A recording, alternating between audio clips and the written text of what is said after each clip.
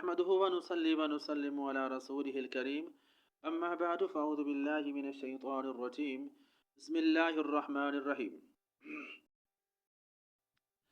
اللہ جل جلالہ کا خوف آج ہمارا عنوان ہے۔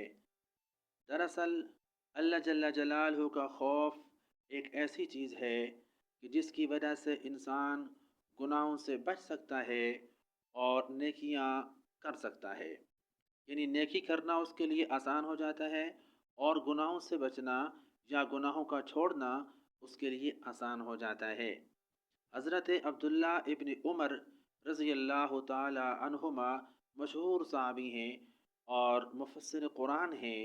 وہ ایک مرتبہ رو رہے تھے، اللہ کے خوف سے روتے رہتے تھے اور اتنے روتے تھے یہاں تک کہ ان کی آنکھیں بھی بیکار ہو گئی تھیں۔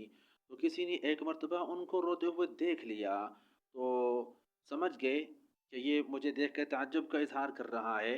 اس سے کہنے لگے میرے اس رونے پہ تم تعجب کا اظہار کرتے ہو، حالانکہ اللہ کے خوف سے تو سورج بھی روتا ہے۔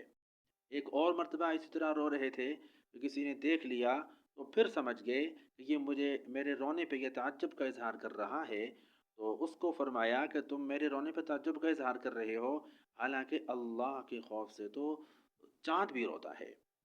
یعنی اللہ کا خوف ایسی چیز ہے کہ اللہ کے خوف سے ہر چیز جو ہے وہ ڈرتی ہے، اللہ کا خوف کرتی ہے، اللہ سے ڈرتی ہے۔ یہ انسان بس ایک غافل ہے، یہ ایسا ہے کہ یہ اللہ کا خوف نہیں کر رہا اور اس کے دل کے اندر اللہ کا خوف نہیں ہے۔ یہ دل گویا دل نہیں رکھتا ہے، اپنے سینے کے اندر پتھر کی سل رکھتا ہے کہ یہ اللہ کے خوف سے روتا نہیں ہے۔ حالانکہ پتھر بھی ایسے ہیں، قرآن مجید میں ہے کہ بہت سارے پتھر ایسے ہیں کہ اللہ کے خوف سے وہ روتے ہیں، گویا ان پتھروں سے پانی کی نہریں یا چشمے جاری ہو جاتے ہیں۔ اور کچھ ایسے پتھر بھی ہوتے ہیں جو اللہ جل جلالہ کے خوف سے، اللہ کی ہیبت سے، اللہ کے رعب سے ڈرتے ہیں اور پھٹ جاتے ہیں۔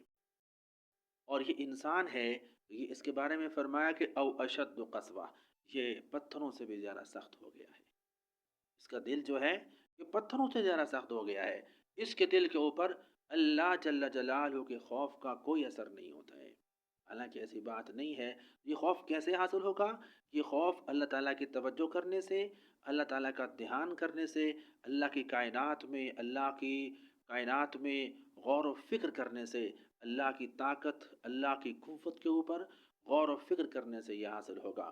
ایک صحابی کے بارے میں آتا ہے کہ وہ صحابی تھے اور وہ اللہ کے خوف سے رو رہے تھے اور قرآن مجید کی تلاوت بھی کر رہے تھے۔ جب یہ اس آیت پر پہنچے فَإِذَا انشَقَّتِ السَّمَاءُ فَكَانَتْ وَرْدَةً كَالدِّهَانِ، جب اس آیت کے اوپر پہنچے تو ان کی ہچکی بندھ گئی اور ان کا دم گھٹنے لگا اور کہنے لگے کہ جب آسمان پھٹ جائے گا اس دن میرا کیا حال ہوگا، ہائے میری بربادی۔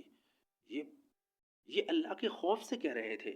اگر اس طرح کا خوف آج بھی کسی کو نصیب ہو جائے تو اللہ جل جلالہ کو اس کے اوپر بہت بڑا احسان ہے، کیونکہ اللہ کا خوف جب انسان کو نصیب ہوتا ہے تو پھر اللہ کی محبت انسان کے دل کے اندر آتی ہے، اللہ کا عشق انسان کے دل کے اندر آتا ہے، اور جب اللہ کا عشق کسی کو حاصل ہو جائے تو گویا اسے دنیا اور آخرت کی ساری نعمتیں حاصل ہو گئی ہیں۔ اللہ جل جلالہ ہمیں اپنی ذات کا خوف اور ڈر بھی نصیب فرمائے، اپنی محبت بھی نصیب فرمائے اور اپنا عشق بھی نصیب فرمائے۔ وآخر دعوانا ان الحمد للہ رب العالمین۔